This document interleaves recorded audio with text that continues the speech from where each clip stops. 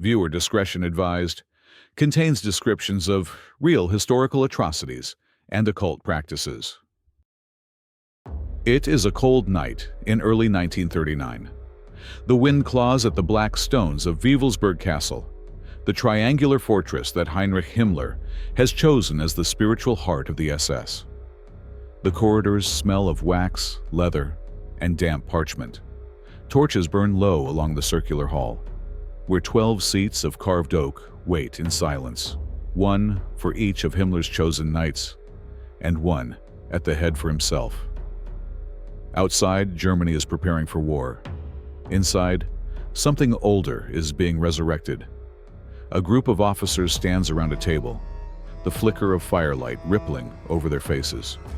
On the table lie maps of Europe, next to open volumes of medieval chronicles. Hexenhammer, Edda, Deutsches Ahnenerbe journals. Between the papers rests a silver chalice engraved with runes. Himmler's voice is quiet but magnetic. The church called them witches, but they were our mothers. The men exchange uncertain glances. They are soldiers, not mystics. Yet in Himmler's presence, logic bends. His small, pale eyes seem to see beyond the walls, beyond the war that is coming, into a mythic past he is determined to reclaim. To Himmler, Christianity was a foreign infection, a creed of weakness imported from the East. The future of the Reich, he believed, demanded a return to the pre-Christian faith of the Aryans, the blood religion of the ancient tribes. Under his command, the SS was to become not merely a police or military body, but a new order of knights bound by ritual, ancestry, and spiritual purity. That night in Wewelsburg, he spoke not of strategy, but of destiny.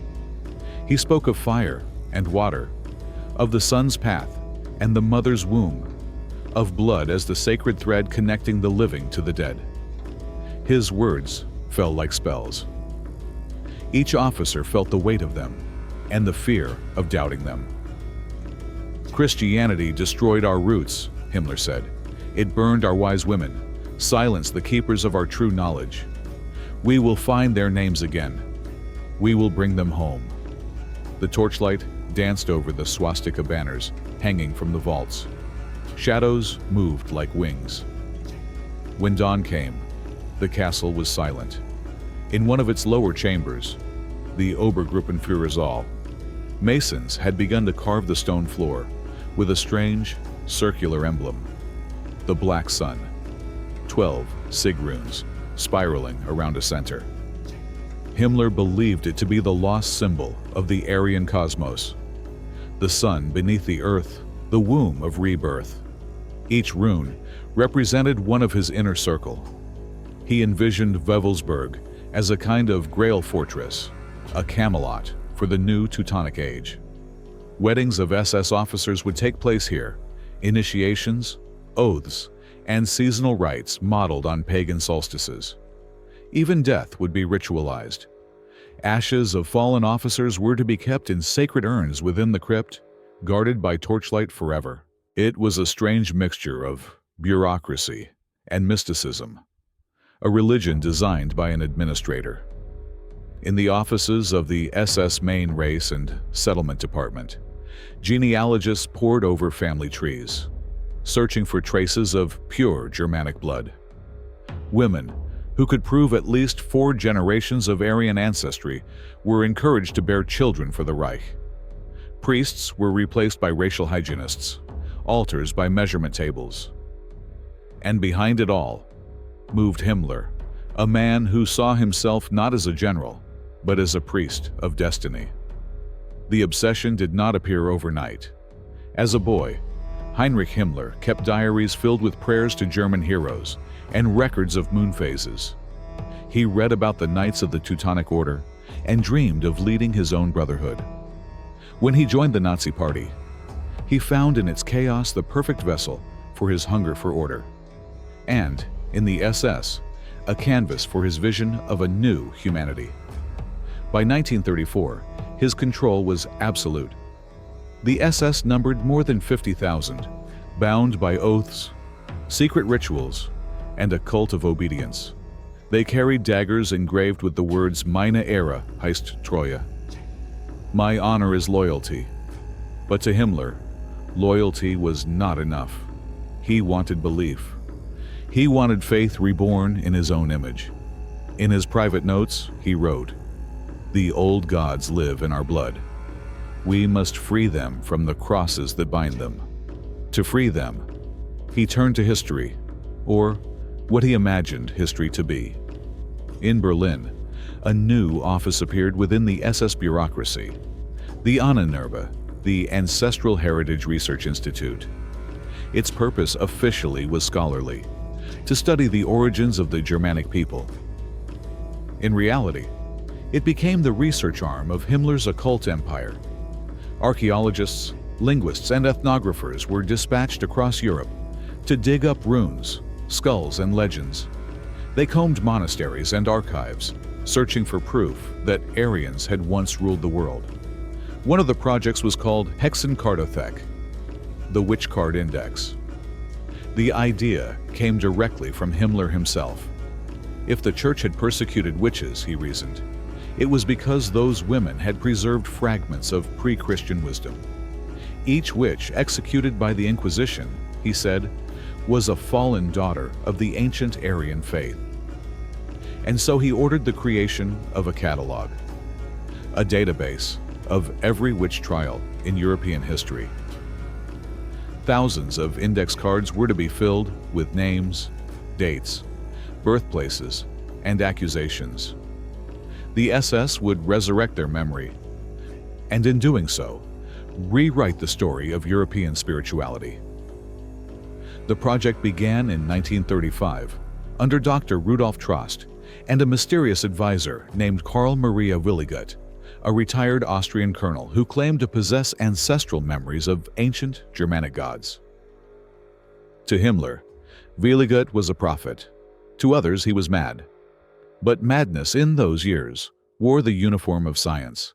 In Wewelsburg, Willigut stood beside Himmler during the first sun ceremony. Dressed in black robes with silver runes, the two men watched the sunrise through the eastern window, its light falling directly onto the black sun carved in stone. For them, it was a sign, proof that history itself was bending to their design. "We are not reviving the past," Himmler whispered. "We are continuing it." Outside the castle walls, Germany's villages slept beneath crosses. Church bells still rang in the morning air. But the SS was already at war with the church. Pastors who resisted were arrested, monks deported. The Bible was replaced by Mein Kampf in classrooms. Children were taught to honor the sun, the soil, and the Führer. A priest from Paderborn later testified, "They took our altars, our chalices, our crosses. They said they were cleansing them for the new faith. They burned them in the square." To Himmler, the destruction was purification, a necessary fire to clear the path for the religion of blood. He imagined himself as a new Charlemagne, but inverted. Instead of converting pagans to Christianity, he would reconvert Christians to paganism. As war approached, Himmler's dreams darkened. He spoke often of karma and reincarnation, of how each SS man was the reborn spirit of an ancient warrior. He believed Germany's victory would awaken the entire Nordic soul of humanity, a mystical renaissance that would wash away centuries of Semitic corruption. When Hitler talked of tanks and divisions, Himmler talked of destiny and bloodlines. One saw the war as conquest, the other as ritual sacrifice. In a letter to an SS commander, Himmler wrote, "The war we fight is not only for land or power, it is a war for the soul of Europe, for the return of her ancient gods." And in that conviction, he found justification for everything. Every murder, every experiment, every crematorium was part of his grand purification. The same man who spoke tenderly of our mothers, the witches, ordered mass sterilizations, euthanasia programs, and the extermination of those deemed impure. The contradiction was complete. Reverence for myth contempt for humanity. By the end of 1939, Wewelsburg's halls echoed with both prayers and screams. Below the black sun, officers swore oaths by candlelight. Above them, the wind howled through broken battlements. The castle was still being rebuilt, a monument to a faith that never truly existed. Yet to Himmler, it was already sacred ground. He would visit often during the war, retreating from the noise of the front to the silence of stone and symbol. In his diary, he called it the center of the world. And perhaps, for a time, it was the spiritual heart of an empire that believed it could resurrect gods from the ashes of men. At the end of that first ceremony, when the last torch burned out and the hall sank into darkness, Himmler stood alone before the runic circle. His shadow stretched across the floor, merging with the pattern of the black sun. He murmured one last phrase, half prayer, half curse. "The witches will rise again, and the world will remember their names." The echo lingered in the cold air. Outside, the wind carried it down the valley, over the churches and fields, into a Europe about to drown in fire. It began, like all great atrocities, with paperwork. A gray building on Prince Albrechtstrasse in Berlin. Inside, rows of clerks in black uniforms, carbon copies, index drawers, typewriters clattering in rhythm, the sound of an empire cataloging its own mythology. This was the Hexenkartothek, the Witch Card Index, one of the strangest and most secretive projects ever ordered by the SS. The year was 1935. Germany was not yet at war, but the spiritual war had already begun. Himmler had declared that Christianity was the Roman disease, and that the German people must rediscover the pagan wisdom destroyed by priests and inquisitors. To reclaim that wisdom, he needed evidence, and evidence meant archives. And so, in the dim offices of the Reich Security Main Office, the Witch Archive was born. The man appointed to oversee it was Dr. Rudolf Trost, a historian trained in folklore and medieval law. He had studied witch trials in the old German lands, Bamberg, Würzburg, Trier, where thousands of women were burned between the 15th and 17th centuries. To him, it was a field of dusty documents. To Himmler, it was sacred history. Every witch, Himmler insisted, was an Aryan martyr. Every confession extracted by the church was proof that the true Germanic faith had survived underground, in whispers, in rituals, in the bloodline of the Northern woman. Trost was given a team of researchers, mostly women from SS families, trained in paleography and record-keeping. They were told they were part of a national mission. They were not told that the mission was madness. From morning until night, they worked in silence, pulling centuries-old trial records from archives across Europe. They copied names, ages, places, charges. Each entry was typed onto an index card and filed under one of 20 categories: herbal knowledge, devil's pact, midwifery, runic signs, animal familiar. The language was methodical, cold, yet behind every card lay a woman's death. The Witch Archive grew fast. By 1939, it contained over 30,000 cards. The drawers filled with ghosts. Greta Fuchs, burned in Bamberg, 1628. Anna Kaller, drowned in the Rhine, 1574. Walpurga Hausmannen, tortured and broken on the wheel in 1587. To Himmler, they were our mothers. To history, they were victims. To the SS, they became symbols of a racial myth. Every few weeks, reports were sent to Himmler's personal staff at Wewelsburg. The Reichsfuhrer himself would annotate the margins in pencil, adding words like significant, ancestral, verify link to Norse tradition. The scholars were astonished.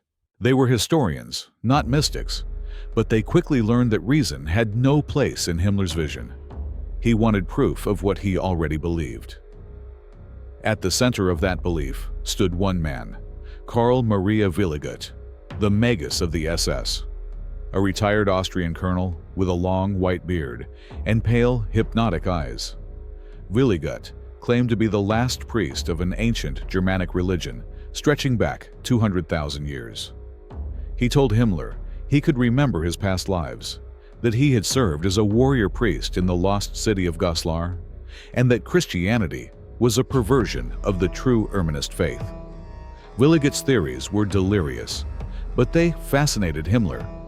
He appointed him as an SS Brigadeführer and made him spiritual advisor to the order.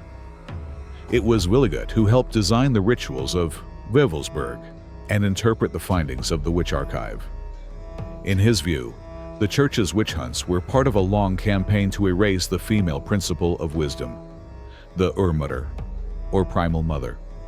To restore balance, he said, the SS must venerate the lost feminine spirit, not as compassion, but as bloodline, the womb of the Aryan race. He called it the return of the wise blood. Himmler listened. He always listened. He would sit for hours in his office, head tilted, hands folded, as Willigut spoke of forgotten gods and sun wheels, of runes that could summon ancestral power. Then, he would sign another directive, send another team to another archive, and expand the Witch Index further. Soon, the project reached beyond Germany.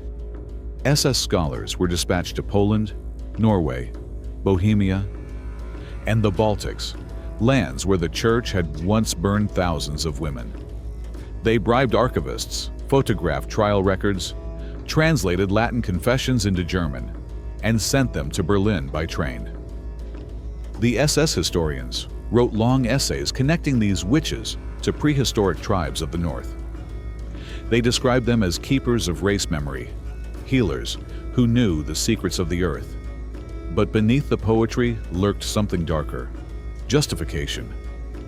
If witches were Aryan women destroyed by foreign faith, then persecution itself could be reframed, not as crime, but as cleansing. Himmler's logic was complete. The Nazis were not oppressors, but avengers of the past. There was an irony too cruel to comprehend. While the Witch Archive mourned women burned by priests centuries ago, the same SS was burning Jews, Roma, and dissenters in the present. In the shadow of one fire, another was kindled. Inside the archive, the researchers rarely spoke of it. They were clerks, not soldiers. But sometimes when the doors closed and the silence stretched too long, one of them would whisper, "Do you think we're saving them or joining them?" No one answered. A survivor later recalled that the Witch Archive offices smelled of mold and cheap tobacco. The typewriters never stopped. The only decoration on the wall was a portrait of Himmler and a copy of a rune wheel. In winter, they worked in gloves because the coal was rationed. They were told they were building the library of Germanic destiny. In truth, they were writing an obituary for sanity. By 1941, the Witch Archive had consumed more than 20,000 hours of labor and produced almost 33,146 index cards, each one a fragment of Europe's darkest folklore. Himmler planned to publish them after the war as a monumental volume titled The Germanic Witch Heritage, Martyrs of the Ancient Faith. He imagined it displayed in schools and SS academies, teaching children that witchcraft was not evil, but sacred, the survival of Aryan blood memory through centuries of persecution. He believed it would prove that the SS were not killers, but heirs of the wise ones. In a memo dated October 1942, Himmler wrote, "The witch trials are the clearest evidence of the Church's hatred of our race. The burned women were the most pure of blood and spirit. Their destruction weakened our people. We must reclaim their honor." To reclaim their honor, the SS began incorporating witchcraft symbols into their rituals. The Hexenstern, the six-pointed witch's star, was redrawn as a rune of rebirth. The Valknut of Odin appeared on banners. Even the SS Death's Head symbol, the Totenkopf, was reinterpreted as a sigil of immortality. The line between myth and murder had vanished. Meanwhile, Willigut's influence deepened. He convinced Himmler that the castle Wewelsburg itself stood on an ancient pagan site, a power center where the Earth's energies converged. He designed a ritual chamber in the castle's north tower, a domed hall with 12 pillars, one for each knight of the SS Round Table. Beneath it, a crypt was built to hold the urns of dead officers, symbolizing their eternal rebirth. At the center of the floor, a circular pit was cut into the stone. During ceremonies, it was filled with fire. The men called it the Hell Well. At one such ritual, Willigut stood before the flames and read from an invented scripture. Out of the ashes rise the mothers of the North. Out of the blood, the race remembers. The officers stood motionless, faces glowing in orange light, their black uniforms shining like beetle shells. They believed, or pretended to. In that place, disbelief was dangerous. Outside, Europe was burning again. Warsaw, Rotterdam, Coventry, Kiev, and in the camps of Poland. New fires burned hotter than any witch fire. The same Reichsführer who mourned the witches of the past built the crematoria of the present. He saw no contradiction. In his mind, both served the same purpose: purification. History, he thought, was a circle, and he was closing it. In 1944, as the war turned against Germany, the Witch Archive was quietly moved from Berlin to a safer location near Salzburg. The trains carried crates of index cards bound with twine, marked Secret Reich Heritage. But the Allies were closing in. In the chaos of 1945, the archive vanished. Some of it was found months later by American intelligence officers in a monastery cellar. The soldiers opened the boxes expecting military codes, but found instead thousands of small cards typed in Gothic script, each labeled Hexenakte, witch file. They laughed at first. Then they read them. A sergeant wrote in his report, "It is as if the Third Reich tried to resurrect the Middle Ages by means of a filing cabinet." After the war, fragments of the archive surfaced in various collections: the University of Krakow, the Federal Archives in Koblenz, the Wewelsburg Museum. Historians still study them, not as a record of witches, but as evidence of delusion. One surviving card reads, Name, Maria Hall. Place, Nördlingen, 1593. Charge, refused to confess despite 56 tortures. Outcome, released. In pencil. An SS officer had written beside it, a true Aryan woman. It is hard to imagine what kind of faith could find glory in such suffering. But that was the genius and the horror of Himmler's vision. To take pain and call it purity. To rewrite cruelty as devotion. In the ruins of Wewelsburg today, the air is cold and still. Tourists walk across the black sun, tracing the lines with their shoes. They do not know that beneath their feet, in the hollowed crypt, there are still burn marks on the stone. No ashes, no urns, only the echo of a dream that mistook darkness for light. The Witch Archive was meant to resurrect the dead. Instead, it became their grave. By 1940, the world was burning. Cities crumbled under bombs. Nations disappeared from maps.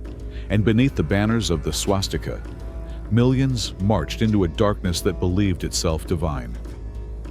Yet, at the heart of that empire, behind the front lines, beyond the propaganda and parades, another war was being fought.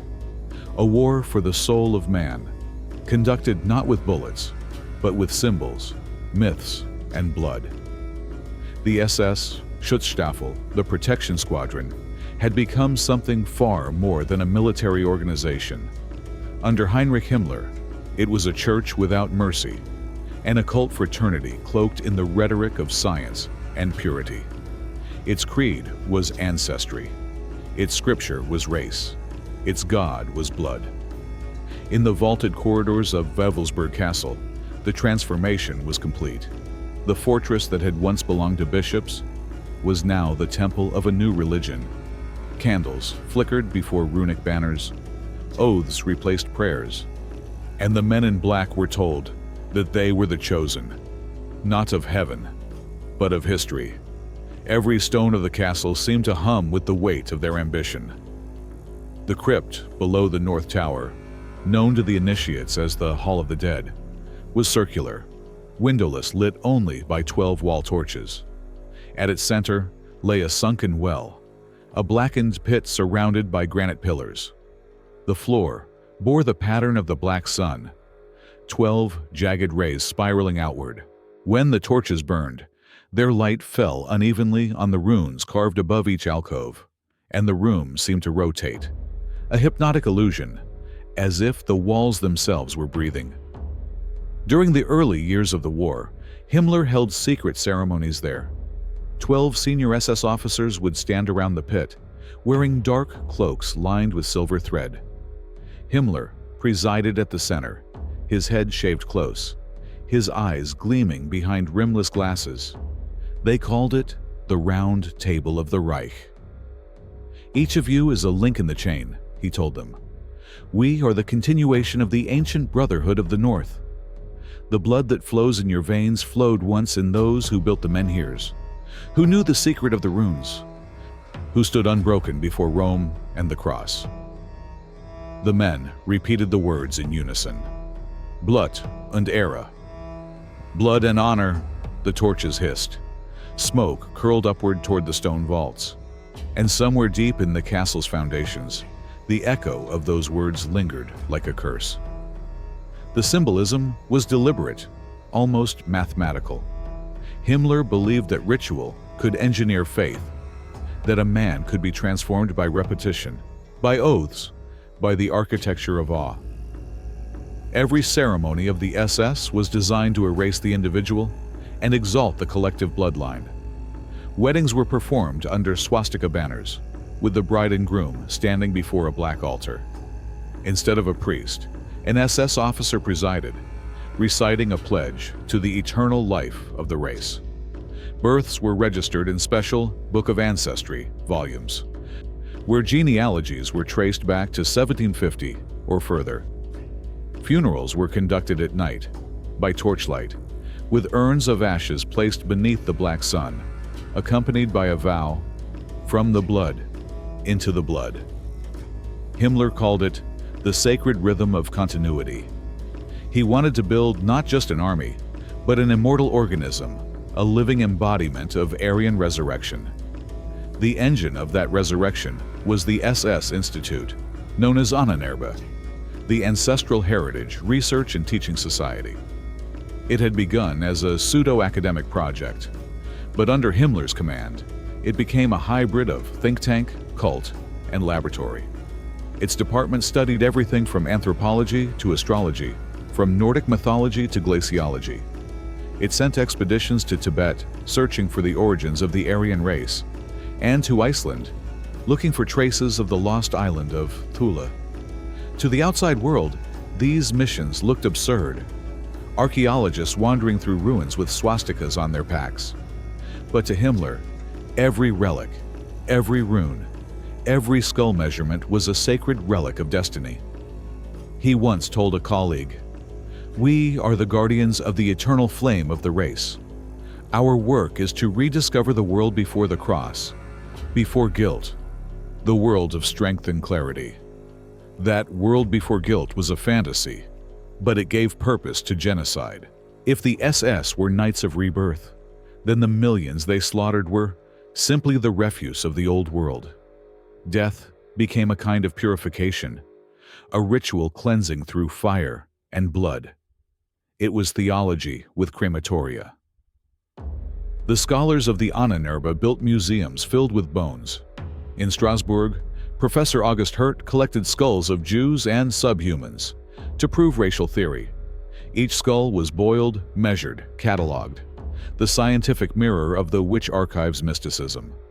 In Dachau, SS doctors froze prisoners to study survival limits. Others decompressed them in vacuum chambers to simulate high-altitude flight. Himmler visited the laboratories and called them temples of biological truth. He wrote in a 1942 memorandum, "The SS stands between the past and the future. We are priests of a new world, where the weak perish, and the strong sanctify life through struggle. There it was again, that twisted fusion of science and religion, logic and lunacy. A priesthood of killers convinced that cruelty was creation. Inside Wewelsburg, the line between mysticism and state business blurred entirely. Banners embroidered with runes hung beside maps of the Eastern Front. Astrologers calculated propitious days for offensives. Psychologists experimented with trance and suggestion to produce fearless soldiers.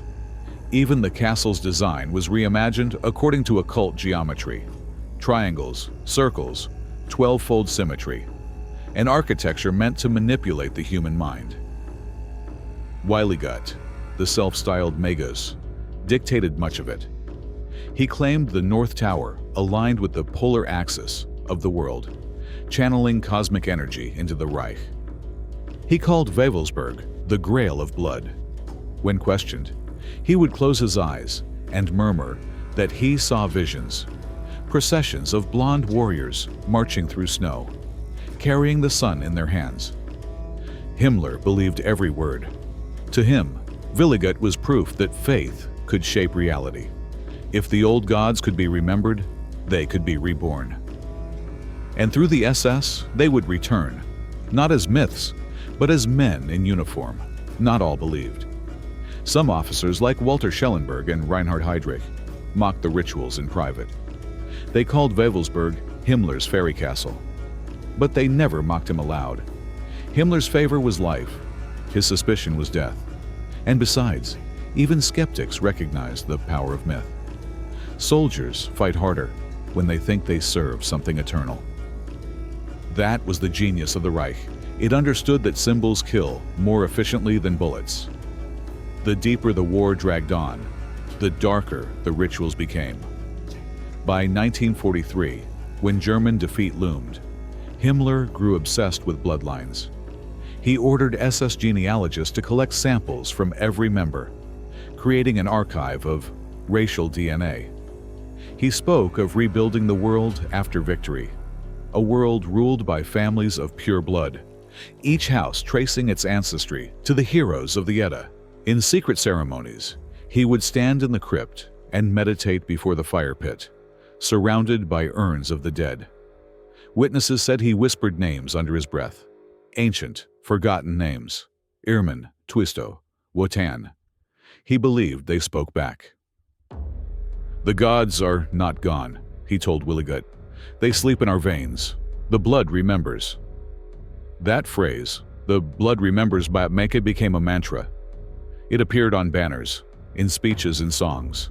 It was painted on the walls of training schools, tattooed on the arms of young officers. To believe it was to surrender individuality. To doubt it was to betray the Reich.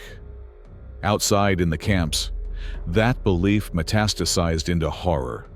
The same logic that worshipped blood demanded its constant purification. Every execution, every deportation, every gassing was sanctified by the idea that history was being cleansed. The SS saw itself as gardener of humanity, pruning the diseased branches so that the tree of life could flourish. They quoted Norse myth to justify mass murder. They cited Darwin as scripture. They turned myth into policy, and policy into ash. And yet, inside the walls of Wewelsburg, they still dreamed of beauty. They held concerts of Wagner, read the Eddas aloud, toasted the ancestors of light. The paradox was perfect: elegance beside atrocity, poetry beside plague. In 1944, as Allied bombers shattered Germany, Himmler retreated deeper into ritual. He visited Wewelsburg alone that summer, bringing only a few aides. The castle was nearly empty, its halls cold, its banners faded. Wewelsburg had been dismissed months earlier, declared senile. The magus wandered a nursing home, his prophecies reduced to murmurs. But Himmler continued the rites without him. He ordered 12 urns placed around the crypt, one for each of his fallen generals. In the center pit, he poured oil and lit it. The flame rose high, throwing his shadow against the walls. He removed his glasses, stood before the fire, and spoke softly. "Our war is not lost. The blood will rise again. From the ashes, the Reich will be reborn." The echo twisted up the stone shaft like smoke. Outside, thunder rolled. Not ritual thunder, but the distant rumble of artillery from the west. When the Allies reached Westphalia in the spring of 1945, they found Wewelsburg deserted. The villagers said the SS had sealed the crypt and flooded the tunnels. American engineers broke open the North Tower and descended with flashlights. The air smelled of oil and stone. The floor was scorched. The black sun was still visible under layers of soot. A soldier wrote in his report, "There's a circular chamber with burnt walls and what looks like an altar. We don't know what they were doing here, church stuff maybe, but it feels wrong." They left the torches burning as they climbed out. For a moment, the light flickered across the ruins. The symbols seemed to move again, as if history itself refused to die quietly. In the years that followed, the legend of Wewelsburg grew. Some called it the Nazi Camelot, others, the Temple of Doom. Historians argued over how much Himmler truly believed and how much was theater. But the evidence remained: the rituals, the archives, the orders, the words.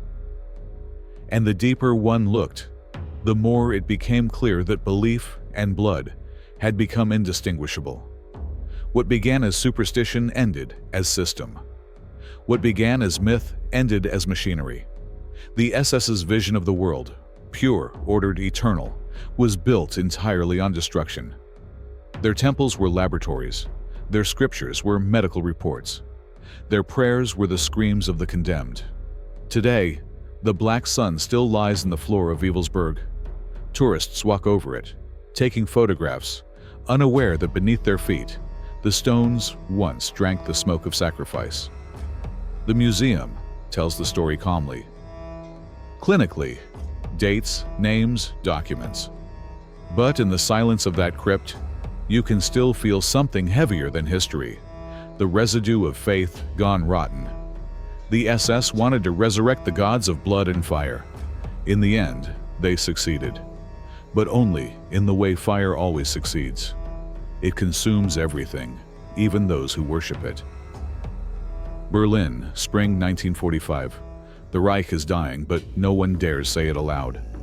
The great cities are rubble. The skies roar with Allied bombers. And in the underground bunkers of the SS, men who once dreamed of immortality now whisper prayers to gods that never answered. The empire of blood is rotting from within.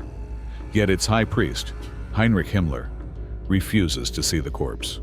He still carries the same notebook, black leather, silver clasp, filled with runes and sketches of the Black Sun. Even as armies collapse and cities burn, he scribbles in the margins, "The blood will endure, the blood, always the blood." It had been his answer to everything, to science, to guilt, to death. But now even his own men begin to doubt. The faith that once bound them has turned to delirium. In the ruins of Wewelsburg, the torches have long gone out. The castle stands empty, its crypt flooded with rainwater and oil. The carved runes dark beneath the surface. The round table of the Reich is gone, scattered across battlefields and tribunals. Yet Himmler still speaks of them in the present tense. He believes the castle is indestructible. He believes its geometry protects it. He believes the gods will not let their sanctuary fall. Faith has become his final drug. When his aides try to speak to him of defeat, he silences them with a phrase they have heard too many times. The eternal cannot be destroyed by the temporary. But outside his office window, the eternal Reich lasts hours at best. In April 1945, Himmler rides through the smoking ruins of northern Germany. He wears his black uniform still, perfectly pressed, boots polished, as if ritual could hold the world together. The peasants stare as his convoy passes. The man who once terrified Europe now looks like a ghost among ghosts. In the back seat, he murmurs to himself in fragments of old runic verses, half German, half invented. He believes he can still hear Willigut's voice. The gods are not dead, Reichsführer. They are waiting. Waiting for what? For victory, for resurrection, or for the final sacrifice. The SS at the front no longer fight for ideology. They fight because they are trapped, because surrender means hanging, because habit has replaced thought. But in the propaganda sheets distributed from Himmler's office, the message never changes. The blood of the fallen feeds the future. In the collapsing Reich, words are the only thing still manufactured. Inside the camps, the rituals continue even as the guards flee. Prisoners are executed in orderly lines. Records are burned with precision. In one camp, a commander orders the last ceremony, a torchlight march around the crematorium to honor the race. Witnesses say he shot himself before dawn, murmuring, "Wotan, take me." This was the end of the faith. Not renunciation, but suicide. Himmler moves between bunkers and offices, issuing orders no one obeys. He still speaks of negotiations with the Allies, convinced that they will recognize the SS as the only force capable of holding Europe against Bolshevism. He imagines himself as a new Charlemagne, offering a Christian-pagan alliance to the West. Delusion has become policy. When he finally meets a Swedish intermediary, Count Bernadotte, the conversation is surreal. Himmler talks of astrology, of destiny, of the duty to preserve the Nordic essence of civilization. Bernadotte writes later, "He spoke as if the war were merely an unpleasant interruption of his cosmic plans. Even at the end, he cannot see the human world, only the mythology he built to escape it." Meanwhile, the archives collapse. The Hexenkartothek, the witch files, are packed into crates and hidden. The scholars burn what they cannot carry. One young woman, a clerk who once copied trial records, stays behind to watch the flames consume her work. She writes in her diary, "For years, we believed we were saving something eternal, but the papers burn like straw. Perhaps that was all it ever was." Elsewhere, in the Ahnenerbe laboratories, doctors destroy evidence of their experiments. Bottles of preserved organs shatter on the floors. The same men who once lectured about racial purity now plead for civilian clothes, for false names, for miracles. The gods of blood have no mercy left for their priests. In Berlin, the final ceremonies take place not in castles, but in basements. SS officers gather in candlelight, drinking from chipped cups, muttering fragments of runic prayers. They cut their palms and let the blood drip onto swastika flags, swearing loyalty unto death. Then they burn the flags, pour the ashes into wine, and drink. It is a grotesque parody of communion, the faith devouring itself. One officer, captured days later by Soviet troops, tells his interrogator, "We thought we were gods. At the end, we prayed to anything that would listen. Nothing did." Himmler's personal notes from those weeks are almost incoherent. He writes of visions, of a white sun rising over mountains, of a woman in silver calling his name, of a new world without weakness. Psychologists who studied the surviving fragments call it a manic break, the collapse of delusion under pressure. But to those who served him, it was simply the inevitable conclusion. Belief without limits always ends in madness.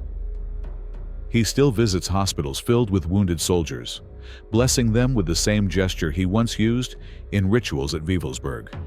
He tells them they will live again in the next cycle of blood. Many of them stare back silently, already half dead. By late April, the Reich is surrounded. Berlin burns, Hitler hides in the bunker, and Himmler, the faithful disciple, is already plotting to survive. He shaves his mustache, changes into a field-gray uniform, and flees north under a false name. The priest of blood becomes a fugitive of flesh. On May 21st, he is captured near Bremervörde by British troops. They search him, find false papers, and lock him in a makeshift cell. He insists on seeing an officer. "I am Heinrich Himmler," he says, as if the title itself could conjure protection. There is no protection left. When they move to examine him more closely, he bites down on a hidden cyanide capsule. He dies convulsing on the floor. The man who preached eternal life, swallowed by a few milligrams of poison. The blood remembers nothing. After the war, the Allies dig through the ruins of Wewelsburg. They find scorched rooms, piles of documents, fragments of runes carved into walls. In one chamber, they discover a small chest containing personal papers, Himmler's sketches of the Black Sun, astrological charts, and a single line written in trembling pencil. "The seed must die before it rises." The line is biblical, but twisted. A final confession of faith in destruction as rebirth. It sums up the logic that carried a continent into hell. In the years that follow, the myth refuses to die. Occultists, neo-pagan sects, conspiracy writers, all come to see in Himmler's rituals a forbidden mystery. They forget that the mystery ended in ash. Historians who study the Witch Archive, or the Ahnenerbe, often remark that the documents read like mirrors of the mind that created them. Part research, part hallucination. A perfect bureaucracy built to serve a dream. A machine designed to worship itself. One archivist in the 1960s wrote, after examining the recovered files, "The tragedy of the SS is that it tried to make faith an equation. When the equation failed, it turned to murder. Today, Wewelsburg stands restored. The villagers have rebuilt the roofs, the museum guides lead tours through the crypt, and the tourists take pictures of the Black Sun, unaware that it was once the eye of a nightmare. The air still feels heavy down there, not haunted, but exhausted. The walls remember the smoke. The guide speaks softly." This was where Himmler planned his Order of Knights. He called it the center of the world. She pauses, lets the silence hang, and then adds, almost to herself, "The world he built no longer exists." But that's not entirely true. The world he imagined, of myth over reason, of purity over mercy, lingers in fragments, in symbols in the dangerous places where belief outruns conscience. The faith that began with runes and rituals ended in gas and graves. From Wewelsburg to Auschwitz, the line is not crooked, but straight. Both were altars, both demanded sacrifice, both promised transcendence through annihilation. The SS sought the divine in blood and found only the void. When the Black Sun was first carved into the stone floor, it was meant to symbolize rebirth. Now it is nothing more than an emblem of ruin, a reminder that every empire of purity ends the same way, consumed by its own fire. They called them witches, Himmler had once said, but they were our mothers. He was wrong. They were not his mothers. They were his mirror, the reflection of a world that destroys what it fears. And in that reflection, the Reich saw itself and went mad. The castle is quiet now. No torches, no chants, no orders echoing down the corridors, only footsteps on stone and the low hum of air conditioning in the museum that guards its ghosts. Wewelsburg, once the imagined center of the world, is today a monument to delusion. The Black Sun still glimmers faintly beneath glass. Tourists lean over it, unaware that the pattern was once an altar to an empire's soul. Children press their palms against the display case that holds Himmler's runic sketches. A guide whispers dates, names, numbers. Her voice drifts and dies in the vaulted room, swallowed by the weight of silence. The past here is not loud, it is patient. In the archives beneath the museum lie the remains of the Hexenkartothek, the witch files of the SS. Thousands of index cards browned by time, stored in gray boxes marked R1873, R1879. Each one carries a name, a date, a death. They look harmless, the handwriting neat, the paper fragile, the language bureaucratic. But when you read them in sequence, page after page, year after year, a strange rhythm emerges, as if the dead are speaking in the only language left to them: statistics. One card reads, Anna Pop, 1601, accused of speaking to birds, executed by fire. Another. Margarita Schmidt, 1629, midwife, said to use herbs forbidden by the church. And in a corner, a penciled note by an SS clerk, race, Germanic, faith, Aryan. The handwriting shakes slightly, as if the writer doubted even while believing. A modern historian lifts one of those cards and says quietly, "They thought they were resurrecting these women, but they buried them again, this time under ideology. The witch archive has outlived its masters. The men who built it are dust, their gods forgotten. But the women they catalogued, the supposed mothers of the Aryan race, are remembered only through the instrument of their second persecution: a file, a number, a theory. The irony is perfect and terrible." In another box, archivists find a letter, unsigned, undated, likely from 1944. It reads, "We believed we were preserving truth, but the more we copied, the less real it became. Perhaps faith is only the repetition of emptiness. No one knows who wrote it. But its handwriting, delicate and desperate, is more human than anything else in the collection." When the Americans first opened the archive, in 1945, they did not understand what they had found. One officer wrote, "Thousands of names, all women, centuries dead. It looks like a census of ghosts." He wasn't wrong. The Hexenkartothek was exactly that, a census of the dead, built by men who could not bear the silence of God, and so tried to fill it with their own voices. But the silence always wins. Today, when the museum closes for the night, the halls go dark again. The tourists leave, the doors lock, and the castle breathes the way old buildings do. The moonlight falls across the floor of the crypt, catching the spiral of the black sun. For a moment, the pattern seems to turn, a trick of light or memory.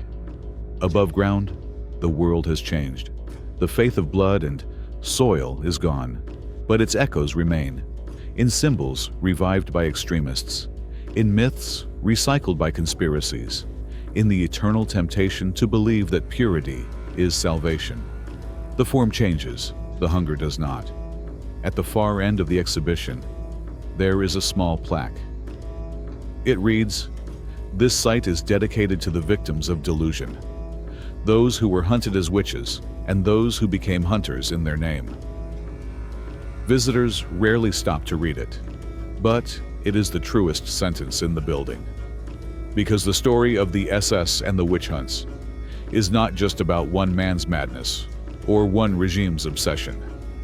It is about what happens when knowledge becomes dogma, when myth replaces empathy, when faith demands proof in flesh. The last image is always the same: a narrow room, lit by a single bulb, a gray box of cards, a feather of dust rising when the lid is opened. The sound of paper, dry, thin, almost weightless. 33,000 names whisper across 70 years of silence. No prayers, no screams, no torches. Just the slow, steady breathing of history, reminding us that the true horror of the SS was not only in what they destroyed, but in what they believed. They called them witches. They called themselves gods. In the end, both burned for the same reason. Faith without mercy always becomes fire.